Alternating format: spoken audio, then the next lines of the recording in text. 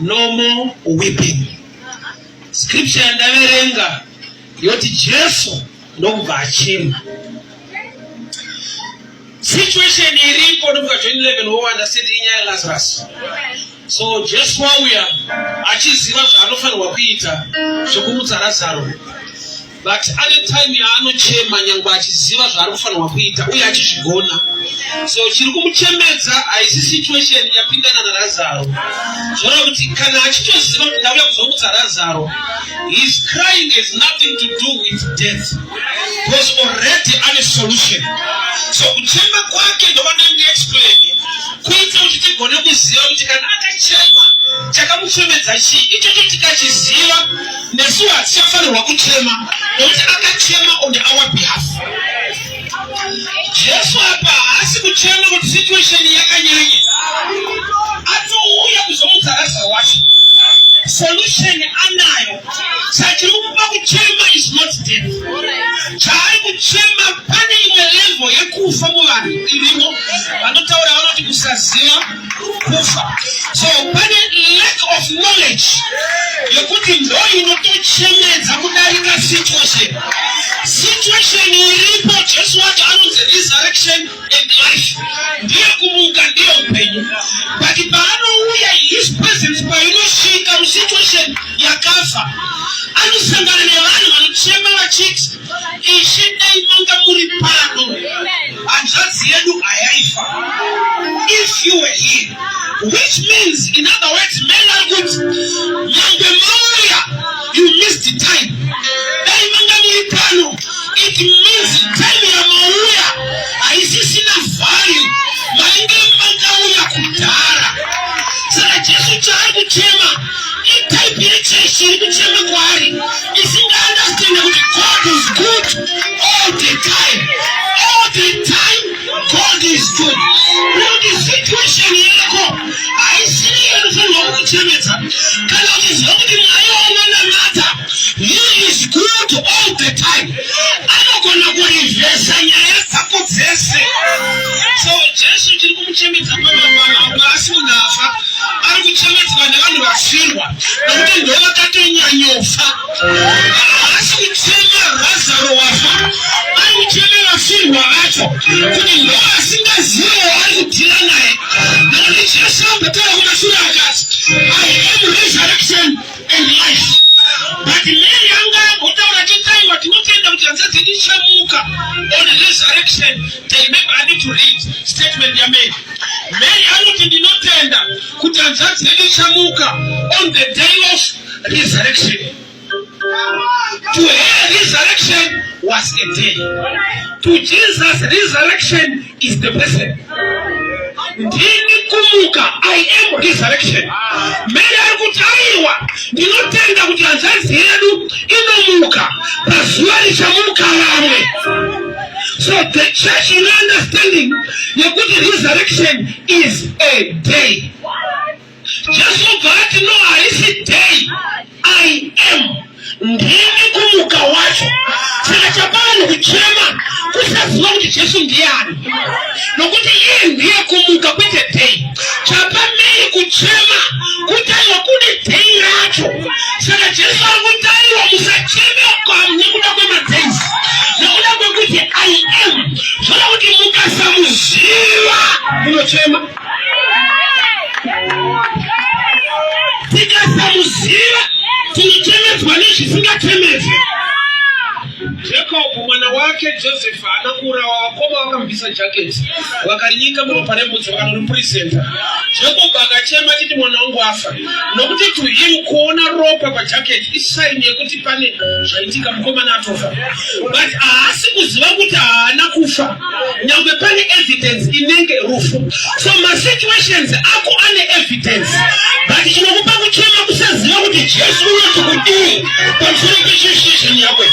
Nokuti ropa riripa bhachi harisira chose, but the problem ndeyekuti remunhu neremuka rinofanana, but ndinokuti pane zvinofanana, but nokuti hauna revelation unokuti zvazvafanana ndizvo.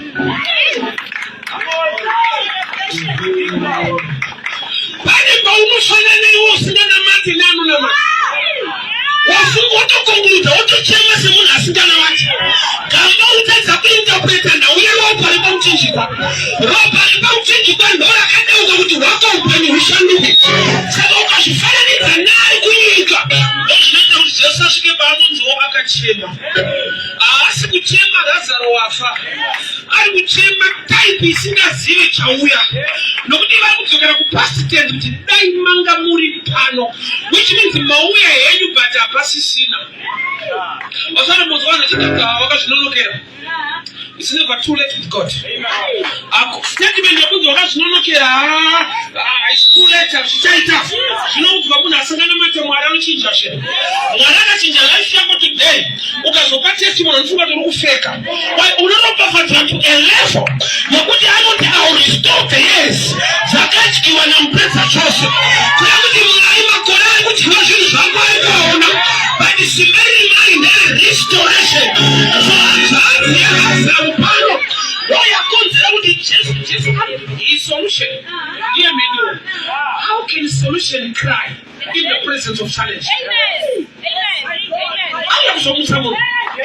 Vachakurwadza nevanhu vafirwa kudarika chafa. Why? Nokuti havasi kuziva kuti iyi ndiani. Vanotora kumuka sezuva. Alright, let me explain here resurrection. Nanas, even some people today, they believe in the resurrection day. And I will explain the mystery. Zuva raunoti richamuka vanhu vakafa hariko.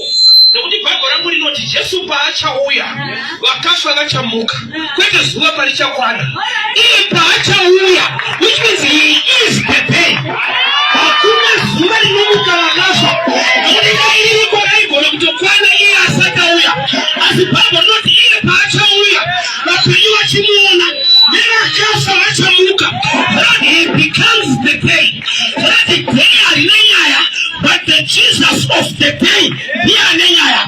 Makore atarama hana nyaya, but kurarama wina Jesu who can make a difference mumakore akaoma kudai. Situation inochemedza vanhu haichemedze. Knowledge inoita kuti mumwe acheme mumwe asacheme. Kuziva nekusaziva kunoita kuti mumwe munhu atize zvisingatizwe, unotya zvisingatyise. Dokta ari musejari manga achitoita operation anotovhura musoro wemunhu, anotamba nezvitunha sekunge hamene zvaanoita zina nebasa rese. Iwe ukanzwa nyaya yechitunha unovhunduka, unomerera. Kuna anoswera nazvo achicheka achingovhura. With knowledge and understanding anozvati kana munhu atofa hapasina. Iwe vaunzwa kuti akangofa chete vakutotyisa.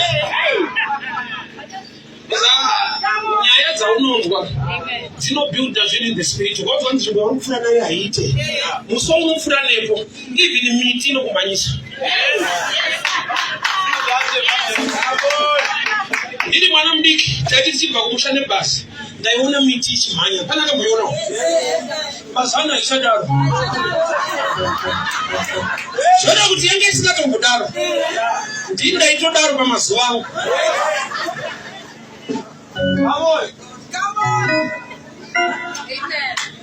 Zuva rinobudawo rovirawo, andi zvatoziva chokwadi chakavanzika manje harina kwarinoenda. Kana uchizviramba taimira usiku kuti unodzokera nguva yekuti uzotanga kuseka. Haridzokerawo paunomuka reru, parinovira reru, but vada kutaimira kuti unodzokera nguva yaunone.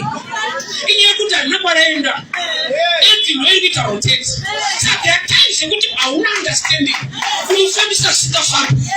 That's why even Joshua akati zuva mira, yet with knowledge harifambe. Zuva harifambe. Eti ndo inoroteta. Saka Joshua hana knowledge yacho. Saka akataiwa zuva mira, gambe Mwari chaakaita temper with it. Nekuda kwekuti munhu akapiwa power on earth. Sun is another planet. Munhu akapiwa power on earth by nyika earth. Haana power kunema mumwe planet. Saka Joshua paakati zuva mira, praying out of bounds. Nokuti akapiwa authority on earth. Saka chinoita kuti Mwari varegere kubata zuva bate earth. Vari kuzoti chaari kuda isizo chaari kutaura.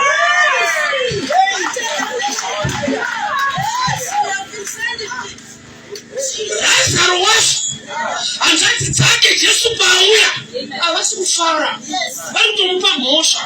Dai manga muri pano otherwise vari kuti mune chinono. Mukati umu tine vanhu vakanonokirwa naMwari. Vanogona maparidza enyu but dai vakauya panguva yezvaikaidai so. Because time is the challenge to me, but not to God. Jesu wauya ende ukaona uya late and latest asakazviitira vanhu zvaroda kuita pana Jesu. Ari kuda kutomutsa munhu ane 4 days. So there are times nekuti kunonokerwa kwako kubhuta testimony isina vamwe.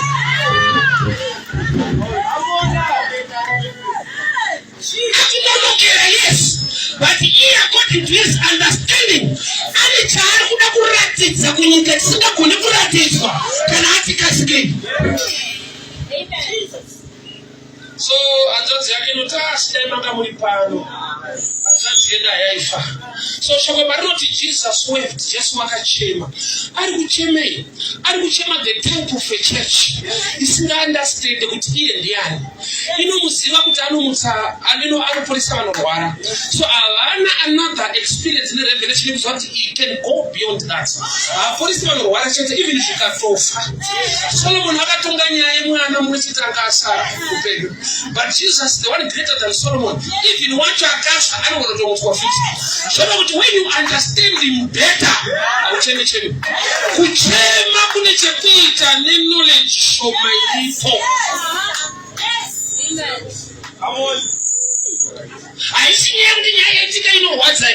Nyaya hombe ndeyekuti pana uya anogona kuikoreka.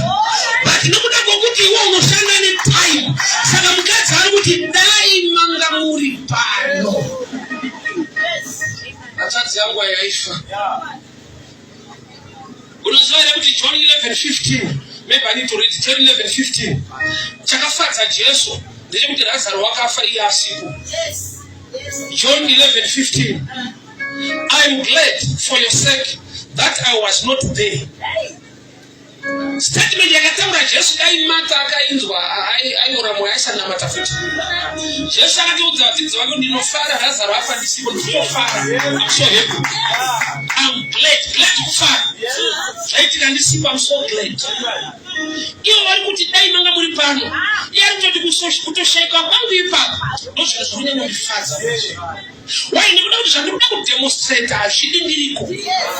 Zvinodoti nyaya ngadziitike sekunge Mwari havane inewe.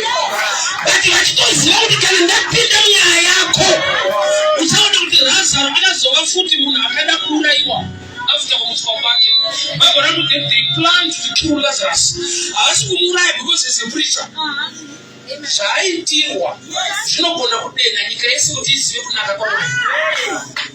They planned to kill Lazarus.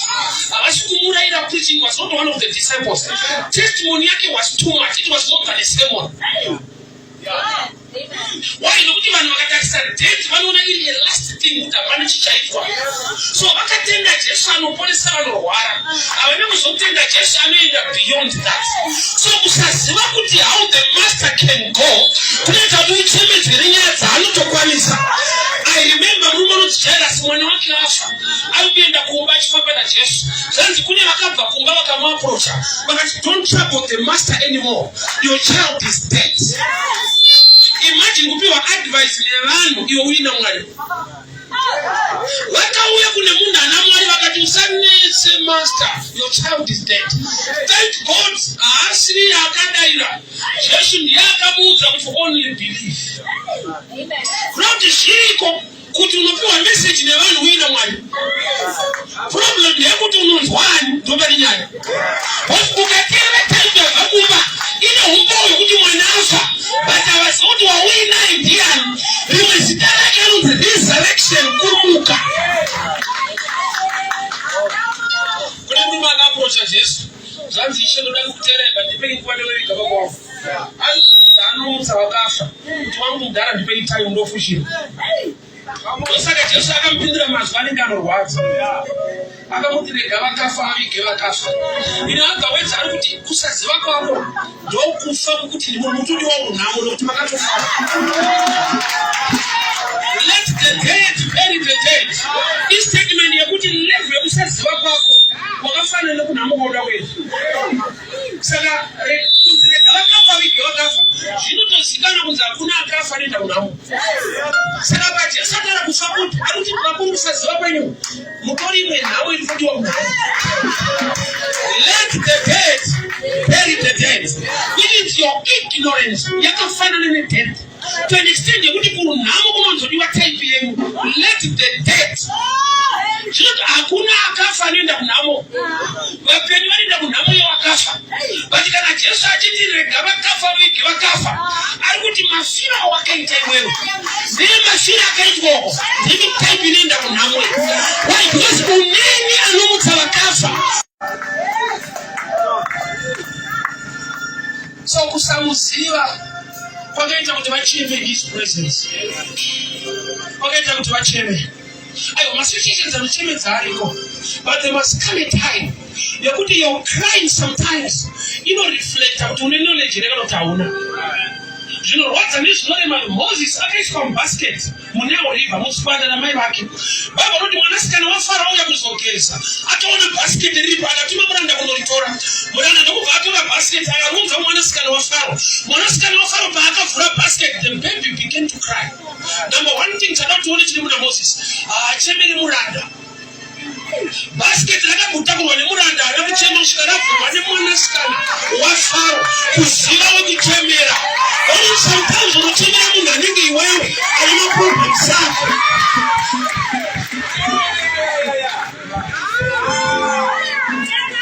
Azovekegera kuwadzana pamata inoita toreti yakabva yakuizwa. Mundaraunda inoita naenda kubva andikuinya zvati maeu. Tida kuenda kumasofa toenda mudhara. Tida kunochema-chema. Taenda kunochema-chema mudhara wacho ndokubva atuudza kuti zvinhu zvakwira kumashops. Unotochemera akuidzirwawo. Pamaifanira unochema kumashops chakuchema. Ndopano tinotochemera anochema. So basket parakavhurwa Moses wakachema. Ende paakachema ari kudiki. Mwanasikana wafara ndokubva ataura identity. So this is a son of a Hebrew. Kuda kuti kune kuchema kunotaridza kuti mwana waMwari. Kuchema nyangwe kuriko, but there's a difference pamachemero nezvinochemedza. Pane kuchema kwokuti Moses achema haana kuti ndinobva kupi unoire. Zvakangonzi this is the child of the Hebrew. Not identity inomanifesta in Christ.